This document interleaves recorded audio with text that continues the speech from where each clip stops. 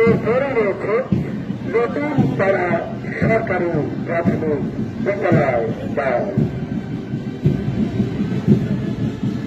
এরপরে রয়েছে কাছের পাড়া সরকারি প্রাথমিক বিদ্যালয় দল।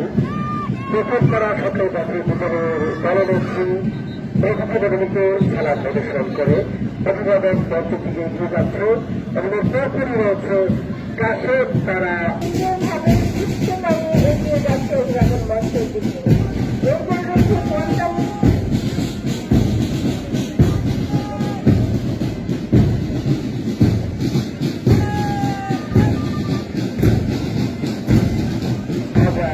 দেখতে পাচ্ছি